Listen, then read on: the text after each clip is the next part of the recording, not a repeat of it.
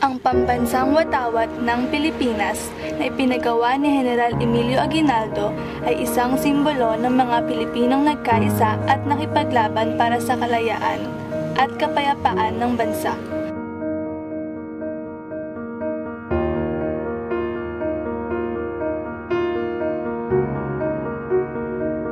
Si Marcela Mariño Agoncillo ay isa sa mga gumawa ng unang watawat ng Pilipinas.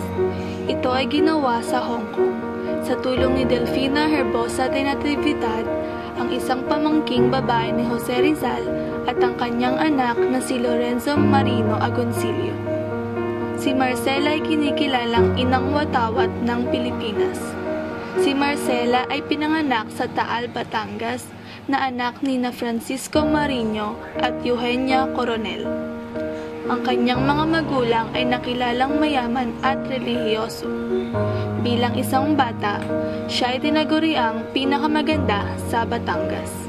Siya ay tinawag na Roselang Hubog, isang birhen na nakaluklok sa simbahan ng bayan.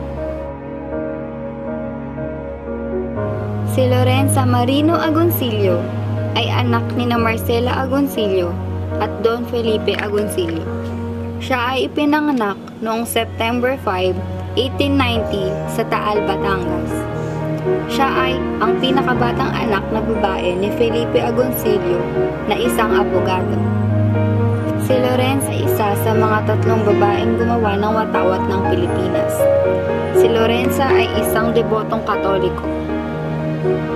Siya ay namatay noong September 2, 1972.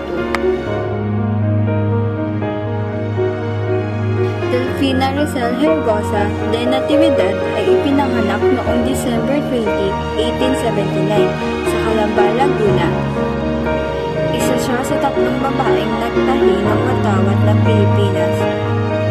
Siya ay anak ni na Mariana Herbosa at Lucia Rizal, kapatid ni Jose Rizal. Sa 13 taong gulang, sumali siya sa Katipunan. Siya ay ikinasal kay Jose Salvador na nakilala niya sa Katipunan na naging general ng Revolusyon ng Pilipinas. Namatay siya noong 20 taong gulang.